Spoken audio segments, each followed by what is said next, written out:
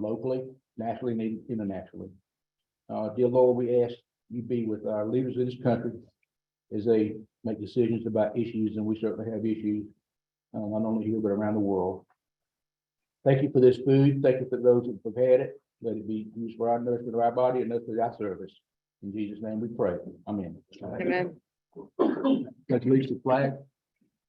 Pledge Allegiance to the flag of the United States of America.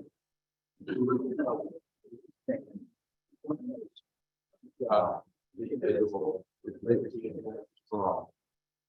Now, the four-way test. First, Is it true? second, Is it fair to all? third, Will it build better friendships? and fourth. Will it be beneficial to all concerned? And fifth, thank you. As you sit down, please remember the cart buckets on your tables. Greg, are we ready with raffle and guests? You're always ready. Go time. Okay, we have one guest and a proposed member, George Simpson, North Door. Right there, right there. Wave. There we are. Welcome back. Okay, that's our only guest, and I'm going to allow you to pick a ticket if you would. Thank you, Rebecca.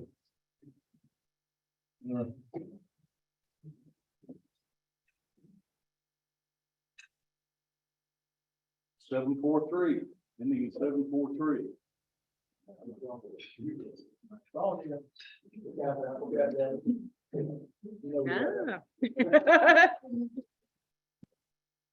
I was 744. Oh, That man. wasn't gonna be quite right. All right, I'll start looking between the hearts, and we got the Jack of Clubs. Yeah, Hear that, little hand? getting closer. Hear that? All done? Good deal. All right, easy peasy. William is not here. It doesn't look like, but do we have any prayer requests? I did have an email from Wendell earlier this week. His mom has mostly recovered from the stroke, but the pneumonia that she got in that process is really giving him a hard time. So if you could please keep Wendell's family in your prayers, I'd appreciate it. Community announcements. I do have. There you are. Just want to follow up on, hey, Jennifer. I just want to follow up on Gil's announcement. He put out some information last, probably a couple weeks ago about Night in the Field. It's an event we put on last year, was very successful.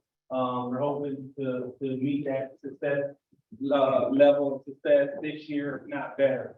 I have some handouts here, been in touch with Jennifer. She's been in touch with Christina Mansfield. She's coordinating this event. But it's a lot to offer Milledgeville. They're gonna, right down in Pecan Grove, it's gonna be trunk or treat. We have over 10 food trucks signed up that's gonna be there. Haunted house, that event is the only thing that costs money, and that's $15 for entry. And that information is on the brochure. I'll make sure some of these get handed around. There's gonna be an open mic. There's gonna be a live band there. It's gonna be a haunted, a trail ride where it's gonna be a hayride, event. There's gonna be local law enforcement, Baldwin County, fire rescue on scene. They're supporting us. We really appreciate anyone that's here associated with them. And last year you all showed up and that was like the lights on the event. So, had their lights going, and it was very good overall event and safe, very safe event. So, come out and join us again. That's gonna be October the 28th, and it starts at 6 p.m. It is going to be a lot of trunks set up because there's a voting contest going on. So come on out and just participate and see what we got to offer. Appreciate it. Thank you, Frederick. I mean, who wouldn't want to go on a haunted hayride through Central State? I mean, hello. So I'm personally very excited about this event. So, good deal. Other community announcements. Does anything need to be said about Deep Roots?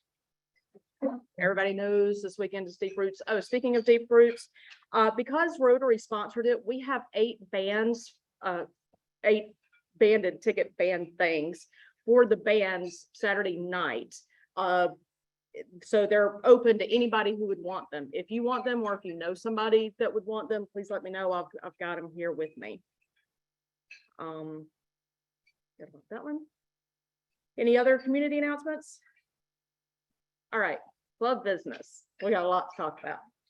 All right, Rotarians, without cheating and looking at the cards that are on your tables, what Rotarian can tell me the significance of a purple pinky? Laura. Vaccine. Very good. When Rotarians go into countries to immunize children against polio, so in order to be able to track who's had the immunization and who has not, they give the children a purple pinky. Monday is World Polio Day. On your table, you will see nail polish that is purple with little cards explaining the purple pinky. So right now, I want everybody at every table to grab the jar and paint a pinky. I've already done mine. Goes nicely with my pink manicure, I think. And I want you to take some of the cards with you. And I'm challenging you that every time someone in the community asks you about why your pinky is purple, you explain about Rotary and you hand them the card. I want you to keep track of how many people ask you, because next week, I want you to donate $1 for every person that asks you about your purple pinky. And I will be at the table at the back if you need a little help with your pinky. I'm left-handed, so of course I do my right pinky. If you need a little help with it, we'll help you. And we want to get some pictures of you doing this. We want to do a lot of advertising about World Polio Day. And I'd really like to be able to use pictures of you guys, not just the stock photos that we get from Rotary International. So are there any questions about purple pinkies? No, right, and no complaints about the colors. Good, because there's a range. There's some lighters and darkers. If you don't like the color on your table, you can pick a different one. Good deal. All right. If you have not yet picked up your Rotary raffle tickets, they are in a box on the table by the door. Please be sure to get your tickets and get busy selling them. I know a lot of you are already doing a great job. Good. Carla's already got her pinky painted. Good job. So 3 hours after last week's meeting, I sent a text message to some of my running gal pals. Said, hey guys, I've got Rotary raffle tickets to buy. Kimmy Clements was the first response. And she said, well, I've already bought mine. But guess what? She didn't buy them from her brother or business partner. She bought it from Lynn because she always buys her ticket from Lynn. And then quickly, 2 other girlfriends responded with, oh, well, our husbands have already bought our tickets. And I'm like, it's been 3 hours. So on the one hand, yay, Rotary. On the other hand, give me a break, people. So good job. Keep selling those tickets. All right. As we go into the holiday season, we'll be doing a lot of service projects in the community. And the board thought it would be neat if we all had matching Rotary t-shirts for great photo ops when we're out doing these projects. Erin has wonderfully put together samples of t-shirts with size options, and there are sign-up sheets for t-shirts at the back table. Rotary is picking up the cost of these t-shirts. They're not going to cost you anything. There are men's and women's t-shirts, short sleeve and long sleeve. So you just write down your name and what size t-shirt you want. Please do that on your way out today. All right, next piece of business. At the board meeting on Tuesday, we talked about a holiday party and what we want to do about a holiday Rotary party this year. And every year it seems like it gets harder to pick a date for an evening event that doesn't conflict with 5 other events that you've got going on. So we decided that we would open it up to you guys. You guys talk to me. What do you want to do? And one option was, okay, let's pick a Thursday evening. And instead of having a Rotary meeting on a Thursday, we would meet Thursday evening and have a social event. Another option was the last time we meet in December, don't have a regular business meeting like this, just make it a Christmas party and you can bring spouses. So talk to me. There was the option of Oh, no, yes, yes, right, that's what I mean. Yes, I'll make it a Thursday social lunch instead of, Yeah. yeah, I ask some of the high schools to bring in their high school jazz band or something and play some Christmas tunes for us. I like that idea. Okay. All right, I'm seeing some nodding of heads. This is yes, this is no. Yes. Where? That's wide open for consideration as well. Any requests? For locations? Always gives you pleasure.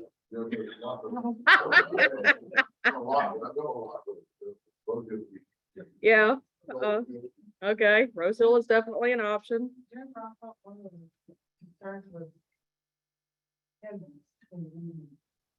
Yeah, So if we're gonna do it in the evening, then, we wanna get, critical numbers.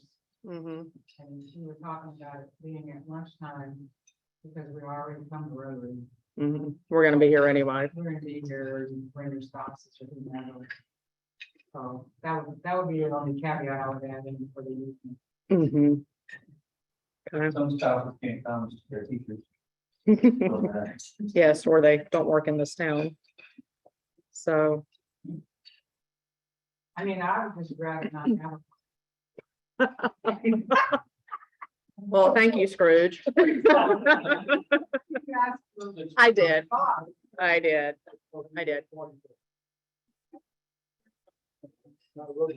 It's December and everybody's got all the A million things going on. So I mean, I'm, when you're talking about planning and stuff, you put all, yeah. That's right. Yeah.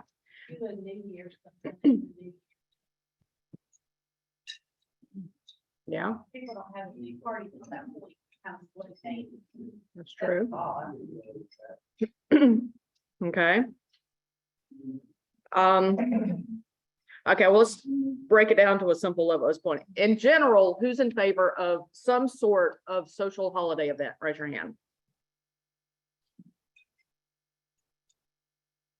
Okay, so that's about half.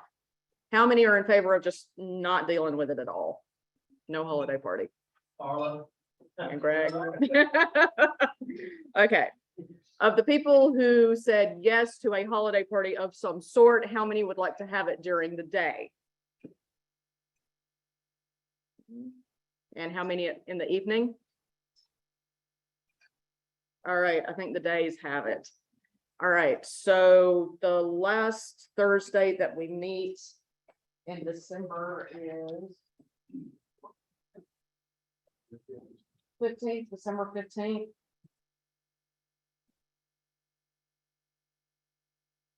Yep. December 15th will be a social only Rotary gathering holiday party with spouses. No business meeting, straight up fun. Good? Here's one. Sure.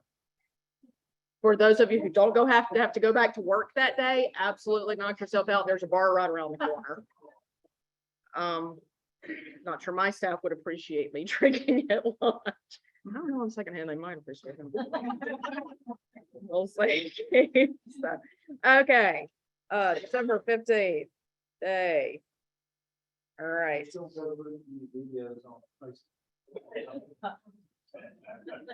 Okay, yeah, we'll see. All right, Keith, I believe you had business you would like to discuss with the club? Sure. All right, so one other thing about the raffle is I did put the prize list on the table. Bobby, Laura, Steve, and William, we got all these prizes. So if you don't like the prizes, see Jennifer. But anyway, we work hard on this prizes, so y'all appreciate us for doing that, I'm sure. But those are some good prizes to get this year, so that should help you to do your sales and that kind of stuff. But Aaron we just finished this morning, so I was sending to Jennifer or Aaron or someone that has access to the first amount will send a PDF or some sort of. I'm sure someone will probably put it on Facebook also. All right, so what I want to speak 2 seconds on is on behalf of Carla and the foundation committee. Y'all remember at the very beginning, Carla wanted to just kind of touch with the club a lot about the foundation this year. You guys have had several meetings on the foundation already this year, so y'all are probably all experts about the foundation. I'm not going to speak about the foundation. All I'm going to speak about is just Paul Harris Fellows and where we stand with Paul Harris Fellows. Currently, we have, looks like to me, somewhere around 61 members, but that keeps going like this a little bit. But it looks like to me we have 35 Paul Harris Fellows, so we have a decent way to go. We have 18 that are multiple Paul Harris Fellows. So that's, I mean, I think that's a good number, 18 out of 61 having multiple Paul Harris Fellows. So we have somewhere around 24 that we need to 24, 25 non-Paul Harris Fellows. So please be considering becoming a Paul Harris Fellow this year. We do have matching points. Carla and I have what you would need to become a Paul Harris Fellow. All you need to do is just talk to us. In the next week or two, you're going to be getting an email from Carla or one of the committee members letting you know how much you have left to become a Paul Harris Fellow.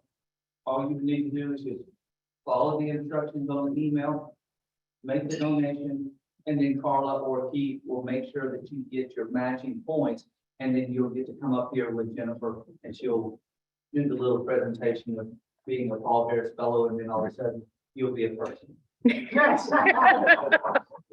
you do have any questions, like Nolan asked me today, hey, you still doing that? And I'm like, yes, I'm still helping Carla. Yeah. But if you want to know where you stand, then just come see one of us.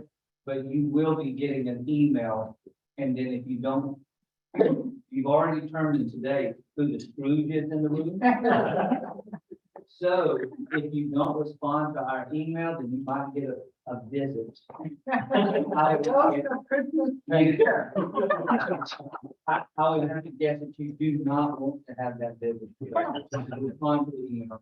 So one other thing, is, Oh, also, the first time I've ever seen a Paul Harris Fellow sell 40 tickets, Yeah. and you'll become. that's what, sorry, that's what Bobby just reminded me. If you sell 40 tickets, you become a Paul Harris Fellow right away. If you sell 10, you get $100 donated by the club in your name. So that's $100. I mean, you know, so That's it's easy. it's just on your behalf. To sell 10 tickets and you get that. That's too long. No, it's perfect. Good deal. All right. Okay, that was a lot of club business to cover. Are there any questions about any of this? Just one question. Yes. Because I'm considering doing the Paul Fellow. I heard last week on the tickets, the 40 tickets were being sold. And now I didn't know the 10 tickets, there's 100. Yes, Does that compound if I do 20 tickets, 200? it doesn't. There's 2 options. To sell 10, and for every 10, you get $10 towards the foundation. Then you get 40, it's $1,000. You get 40 from So it. it's just, yeah, it's just those 2. Thank you. You're welcome. Yeah. All right. Anyone else? All right, Tamara is not here today, so I guess I'll introduce our speaker, although she needs no introduction. It is our very own Rebecca Snyder. Welcome, Rebecca.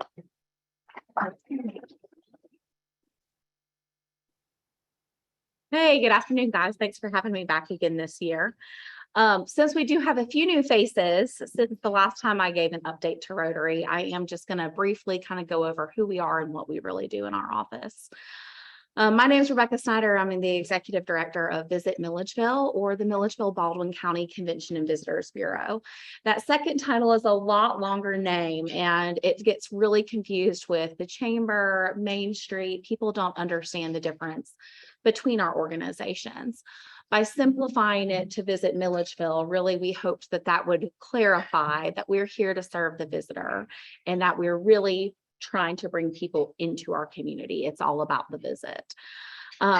We represent the hospitality industry, which is 850 employees in Baldwin County, actually more than 850 employees.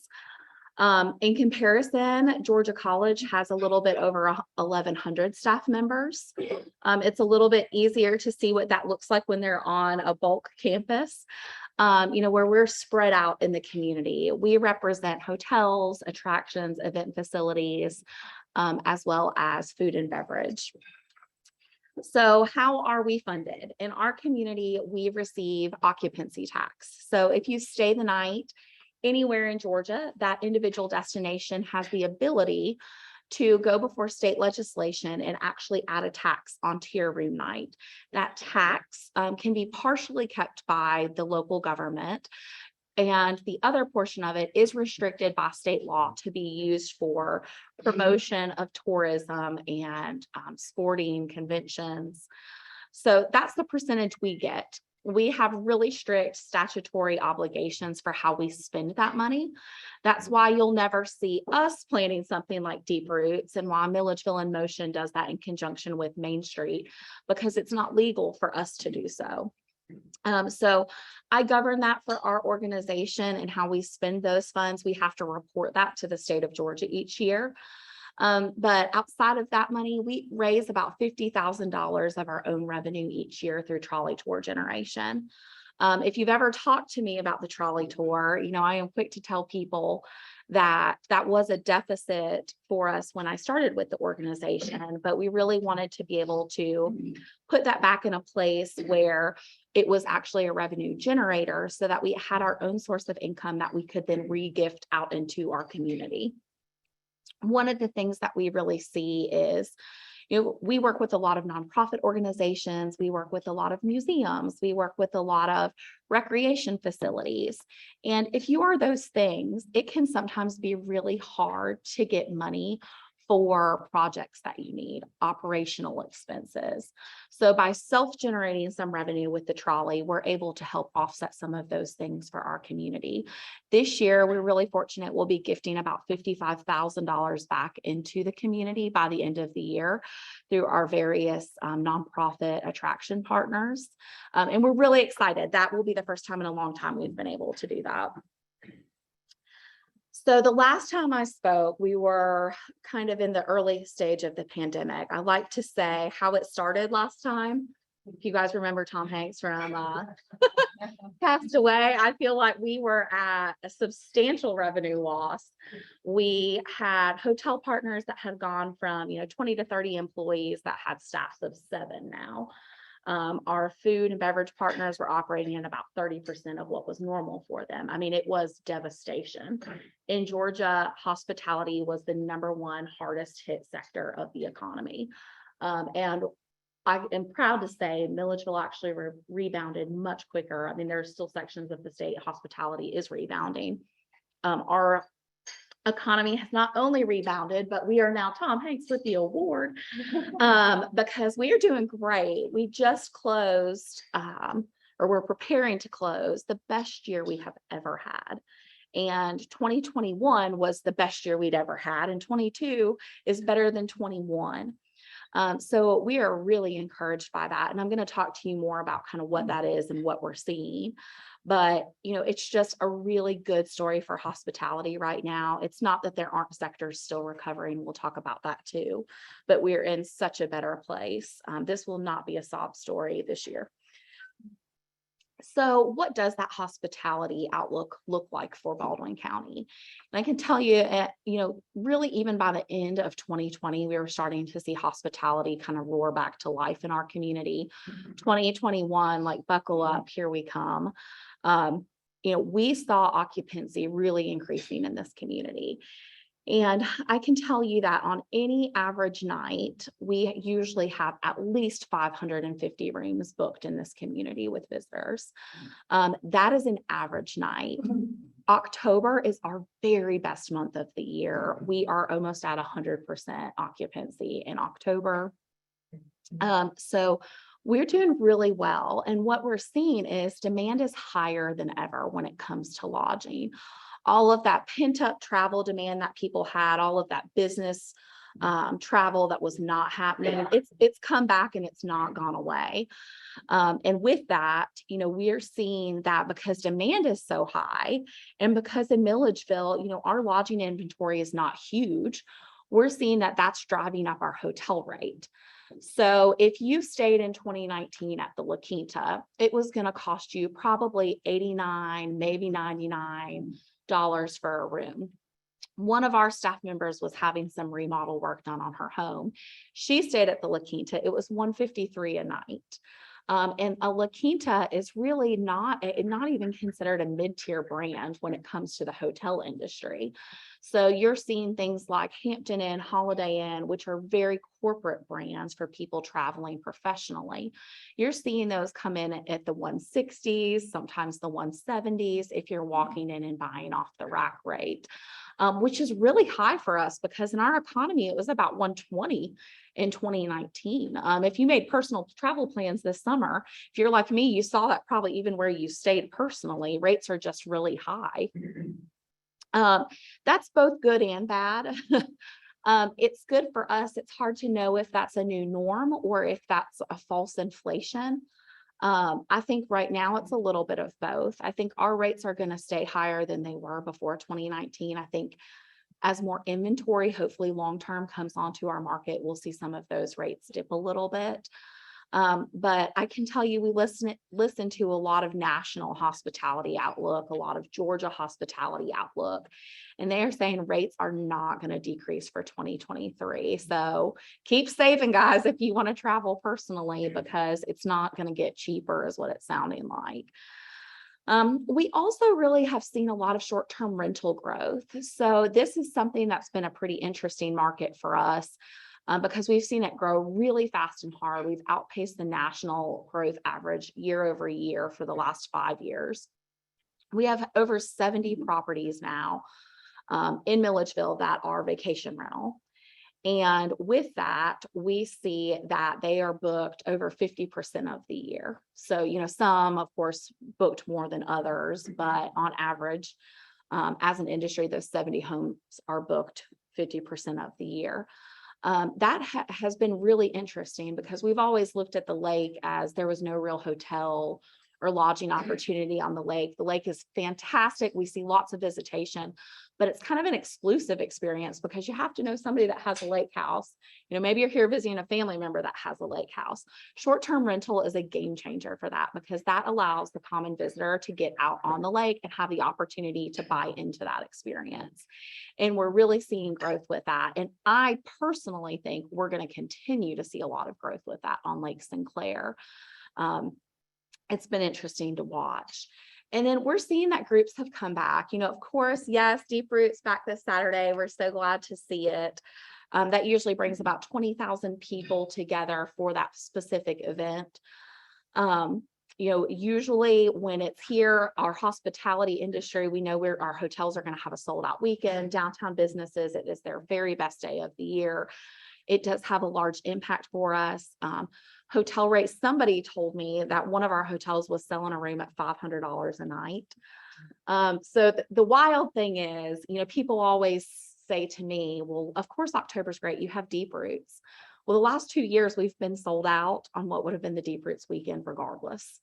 What Deep Roots does for us that is so phenomenal is it drives up that rate because demand becomes so high. And then it invests in our downtown economy with food and beverage, which is amazing. And we're glad to see that. But, we do pretty well outside of that in October, regardless. So these are all good things and we do have a good story, but there are some bad things, and we hear this across so many sectors, but workforce is still a major problem for hospitality. In the food and beverage industry, I have people telling me that, it has helped to have the college students back, of course, because so many of them are part of our workforce here. But it's also been a real challenge because they're buying shifts out from each other. So they don't want to work their shift and they might be willing to pay somebody else to take their shift. So that's kind of an odd thing that wasn't really happening before COVID that we're watching happen now. We also are having a hard time getting people, into our hotels. Like I said, some of our hotels went from 20 to 30 staff members and then they went down to 7. Well, I mean, in a pandemic situation, it is not very attractive to be the person cleaning the room of a stranger you don't know for maybe $15 an hour. So we still see that hospitality really has some growth when it comes to workforce. And I think, I don't know when that will recover. The interesting thing for us is as we kind of vision what could workforce look like in the future, how can we support and, create potential opportunity for the future? We are education rich in this community, yet none of our educational institutions or assets have any type of hospitality track or management program. Maybe that's a conversation that we have for the future. I don't know. I know right now our real partners, our real business owners in this community desperately need help because not only can they not get people, but drugs are a real problem too. And drug testing is really a struggle. So, while we don't see that going away and while that impacts, for those of you that know that I'm married to Jamie, who's also in Rotary, I know ZNS deals with that too. It is impacting lots of industries beyond hospitality, but it is a huge problem for hospitality as well. We still have attractions that are somewhat impacted. Some of our partners are dealing with less funding than ever before. Some of our partners are dealing with, still having COVID protocols in place, or maybe something's changed with COVID and visitation doesn't look the way it did before. Not everything has come back the way it was before in 2019. And I can tell you, even our trolley didn't come back the way it was before 2019. 2019 allowed us the opportunity, 2020 allowed us the opportunity to regroup on some things with the trolley, but it does not look at all like it did in 2019. So, we're kind of dealing with that and some implications for that because while Milledgeville has lots of phenomenal assets, and we'll talk about that, there is this perception sometimes that there's not enough to see or do here. The average visitor that comes here is here for 1 day versus somewhere like Savannah, where they're usually there for 2.5 days. So to be losing attractions or to have reduced attractions, it does hurt us in some capacity for what the overall messaging is for why you come here and how long you can stay here. So, we're trying to kind of weigh in the balance of all of that as well. And then we also see business displacement happening. And this is both good and bad. What we're seeing is because our hotels are so wildly busy, we are losing groups and they keep going to Macon, which we don't like to see. Because we don't have enough hotel capacity here. And that is wild and not something that we would have expected, especially in the throes of 2020 when things were so rough that, a mere 2 years later, we wouldn't even have enough rooms.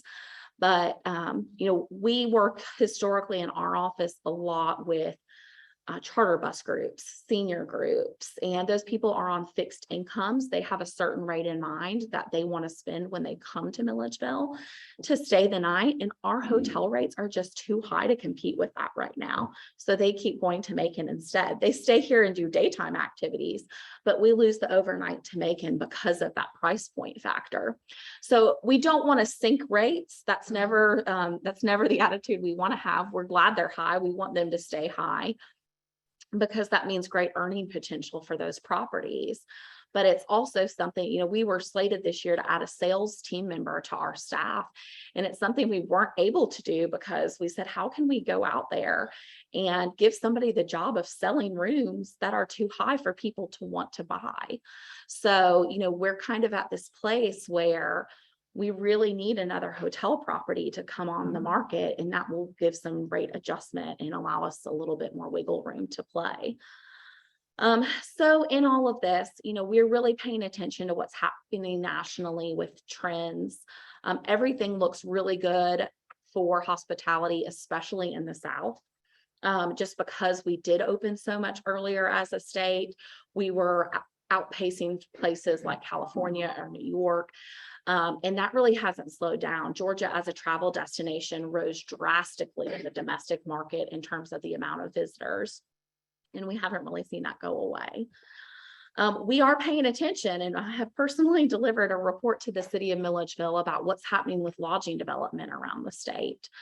We've tracked 15 projects that either have started construction or closed construction or are projected to begin construction within about a 3-year window, to share with them what is happening statewide, where places are locating.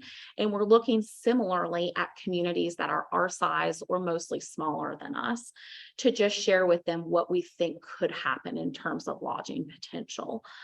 There's a lot of lodging potential out there, and we are paying attention to that and trying to make sure that when the time comes, we understand what needs to happen here in our own community. And then also, we're really paying attention to relocation data. It's really fascinating. And I don't know if Greg is virtual today or not. Greg Tyson's not here, but Greg and I had talked, because one of the things that we really are seeing in our office is we've had a huge surge in Florida visitation. And Greg said Georgia Power is estimating that about 60 to 70% of people that have relocated to the lake are actually from Florida. And what we think we're seeing is a lot of times, whether you're a hurricane evacuee or whether you're just visiting the town, people are kind of coming to us with that first visit, deciding they like it here and it looks pretty good, and relocating. A lot of what we're seeing is almost a second relocation. Retirees from the north who relocated to Florida. Florida got real busy with COVID. It wasn't the Florida they thought they were moving to. They still want somewhere with great water access, and they're coming to Milledgeville to live on the lake. So that's been really fascinating. I think one of the things that we'll be watching for over the next 10 to 20 years, because these are retirees, what will happen with those homes long term? Will they eventually become short-term rental as estates are inherited? What will all of this retirement relocation look like in 20 years? I don't know, but it could also really impact hospitality. So with all of that, last year, hospitality generated $1.1 million in Baldwin County. And like I said earlier, we support 860 jobs. When you really do the numbers and look at how many people are in our community each night, and that is reflective of about 40% stay, about 60% are day trippers. We want to see that 40% grow to a higher rate. We want people to stay the night, but we know that this is really not an unrealistic number. We get this from the U.S. Travel Association and a formula that they have that they work on with the IRS. But I really do truly believe that this is accurate for our community. We have quite a bit of visitation happening here. So how do we use all of this good data, all the things we hear from people? How do we use that to really be able to grow? We are really interested in research in our office. We are responsible at this point for about $750,000 of taxation revenue and how it's spent. And if somebody asks me how we're spending it, we want to be accountable and make sure that we're spending that in a way that makes sense and is research driven, not just because we think we know. We want to make sure we actually know. So we buy a lot of data in our office, and we have a new partnership with this company called Placer. And Placer, is anybody in here familiar with Placer? Okay. So Kroger, Publix, Whole Foods, they all use Placer. Placer is used really more in the commercial real estate side. It is data collection that utilizes cell phone technology to seek travel patterns and the amount of people that go to a location and how frequently they go to a location. Kind of stuff that's terrifying as an individual, but really awesome as a marketer. I'm just telling Jamie about this, and he's like, how do I turn these permissions off on my phone? Don't. But it won't tell you individual households, but it will get down to where zip codes people are from. And in our partnership with Placer, we were able to see and discover that our outdoor attraction assets are the number one thing people are coming here for. We've historically gotten a lot of money from the city of Milledgeville, so we will always promote the city assets. But the county assets like the lake and Bartram Forest are huge for this community. And I think our office sort of recognized this, but when we really got this data from Placer, it was pretty unbelievable. In fact, we're using some of this data right now to have a large conversation with with Bartram Forest, because right now they function as a wildlife management area. You have to have a permit to go out there to the forest. And we're trying to get them to see that people are utilizing that site more like a state park than they are a wildlife management area. In the last 3 years, they've had 107,000 visitors out to Bartram Forest, which in comparison, Georgia's old governor's mansion, which we love, but they have had 65,000 visitors. So you see how much more is trafficked. And we can see with Placer that, I mean, even things that are so minute, it's really interesting. I can tell that the people that visit the mansion, the #1 restaurant they go to downtown is the Brick. People that visit Andalusia, the #1 restaurant they go to is Metropolis. So it's really amazing what you can see with this. And if you are a partner of ours, like you are, Jennifer, we will be delivering a data report to you so that you can see what's happening on your property. But it's allowing us to see what is happening on properties and really make educated choices in the way that we promote things. And how beautiful is Milledgeville? I mean, aren't we lucky to live here? I think sometimes we lose perspective of that. And in our office, there are things we read in the paper, or there are the realities that we know. But in our office, as we're constantly compiling data and looking at things, we have such a beautiful destination. And it kills me when people say, well, why would anybody come here? Because we have so many reasons to come here, and they're really good ones. So how are we kind of using this data? Okay. How are we using this data to drive what we do? We know now that we've partnered with Placer and how large recreation is for us, that we need to continue investing in recreation. I shared some of this information with Henry Craig recently, and Henry said, well, gosh, this might drive how we spend some SPLOST money. We are looking at, how can we be more involved in the sports marketplace? Because we know people are coming here for recreation. We know we have good assets, whether it's a fishing tournament or, a race, or whether it is, a cheerleading team. We want to be invested in that. So that's something that we're really aspiring to in 2023, is better understanding what sports could look like. We also look at our target markets to know who is coming here. And Atlanta is our top target market. There are certain zip codes. We know it's North Atlanta that's really coming here for the most part. But our fastest growing is that Florida segment. So we are, really interesting when we look down here, 88% of our visitations from Georgia. And we see, South Carolina performs better than Florida, but Florida stays longer. So we want Florida because they stay longer, they spend more. What does that translate into? That translates into us buying things in publications in Jacksonville, in Savannah, buying Southeastern publications so that we have a larger, broader reach. We also know that seasonality really matters. So our research shows us when we're busiest, which is fall. That's our strongest season. This kind of drives what we do, how we do it, and when we do it, because we spend the least amount of money marketing things in fall because the fall market doesn't need it. It's so busy. And as a consumer, it's incredibly frustrating to be served an ad for something, go to book it, and they're completely sold out. We don't want to create that experience for people. So it's showing us, well, gosh, we need to be a little bit savvier about how we get people here in springtime. What can we do to motivate travel in winter? So, we saw with COVID, small town love was really kind of growing big. And in our office, we said we want to really focus on, recreation. We understand that's huge. We really want to show local business love. We want to make sure that we're connecting with our local people and making them feel supported and promoting small town travel. So you can see here, these are 4 examples of what would be served to you online as an ad. It really depends on the season, what your experience in Milledgeville is. The lake is available year round, but, where you might be coming for a lake getaway with the kids and family in July. It could be a remote work experience in November. You know, it really feels different depending on the season. Okay, sorry. Oh, we're going quick. So motivating winter travel, some things that we see with that, we are really focusing on the wedding market. We also have, this is our season where we really promote Black history, our Black owned businesses.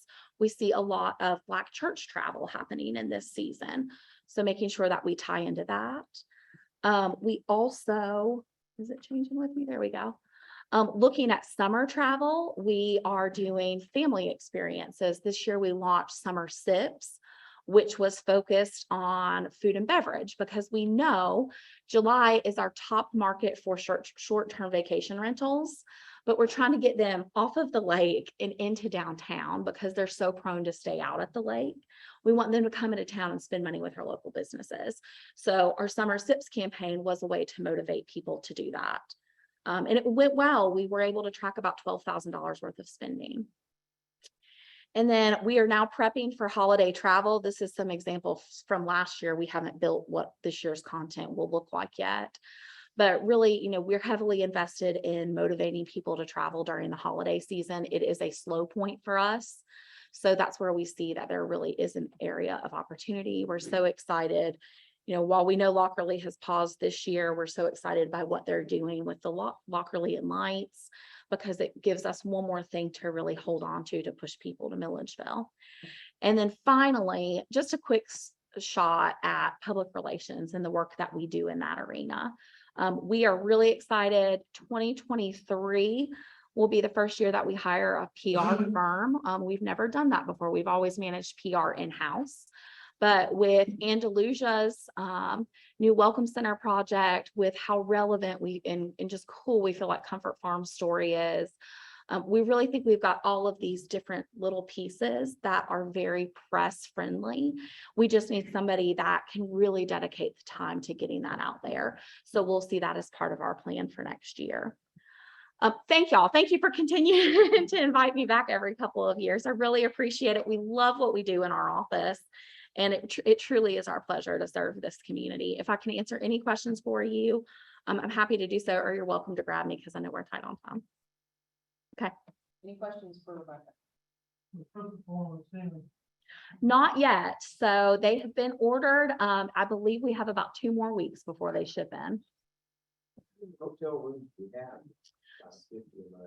So we have 680. That does not include campground spaces. And I think we probably easily could accommodate about 120 to 150 more.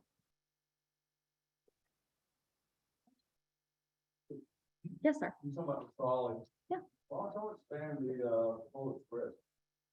I mean, that ticket's like, I know when my grandkids, it's like gold. You get to have people standing in line for, you know.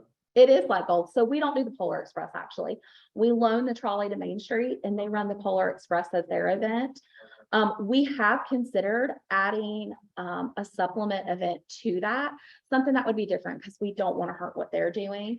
I don't know that this will be the year that we do that, but probably next year we will. If you don't know, at Christmas last year, we partnered with Main Street's First Friday event and we purchased a Grinch costume. So now we have where you can meet and take photos with the Grinch.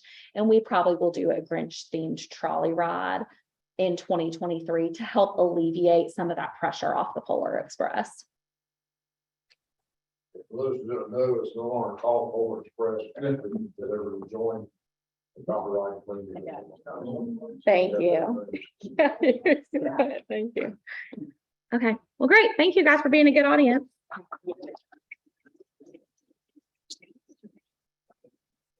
Thank you, Rebecca. That's always fun information to have.